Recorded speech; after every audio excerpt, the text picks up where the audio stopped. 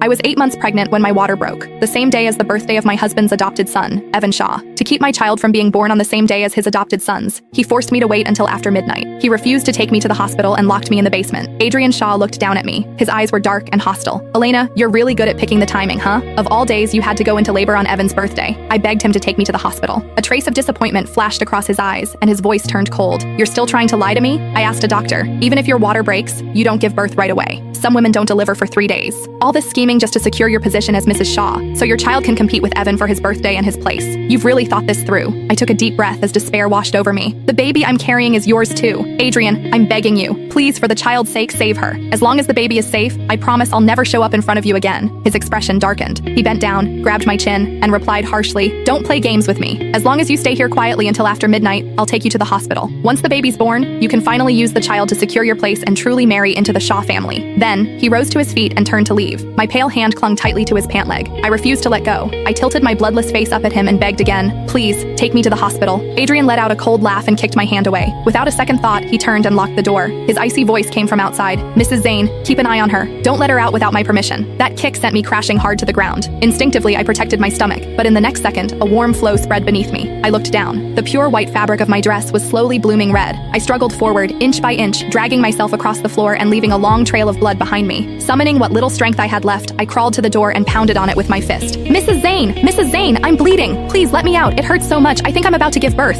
Mrs. Zane pressed her ear against the door, listening to the sounds inside. Then she rolled her eyes and replied mockingly, "Mrs. Shaw, stop putting on an act. Mr. Shaw already gave instructions. If I let you out, they'll dock my pay. You can't make things hard for someone like me. All right, stop yelling. It's all your fault anyway. The birthday party we spent so long preparing can't even be held at home now. After Evan finishes celebrating, he'll be back for the meal I'm making. I don't have time to waste here with you." I clutched my clothes. The pain in my abdomen grew sharper and more unbearable. When I heard that she was about to leave, panic finally overwhelmed me. I shouted after her, "Mrs. Zane, don't go. I'm really about to give birth. I know you can't make the decision, but just call Adrian for me. I'm bleeding a lot. If I don't get to the hospital now, the baby might not make it. Even if you look down on me, how can you ignore the baby's safety? If something happens to the child I'm carrying, how will you answer Mrs. Shaw Sr.? Don't forget, you're here to take care of me." Mrs. Zane finally stopped when she heard my threat. After a moment, her impatient voice came from outside the door. "I'll call Mr. Shaw now. If he says you can't go, it won't be my fault when Mrs. Shaw Sr. asks." I nodded frantically, pressing myself against the door as I waited for her to make the call. "Mr. Shaw, Mrs. Shaw says she's bleeding and about to give birth. Should we take her to the hospital?" Adrian had just finished ordering when he got Mrs. Zane's call. His expression darkened with irritation as he snapped coldly, "Mrs. Zane, do you not want this job anymore? I told you to keep an eye on her, not to plead on her behalf." Mrs. Zane's face fell as she was scolded. She shot an annoyed glance at the basement door. Suddenly, she noticed the blood seeping out through the crack beneath it. Her face turned deathly pale, and she screamed and trembled. "Blood! Blood! Mr. Shaw! She might be telling the truth. She's bleeding. There's so much blood coming out from under the door."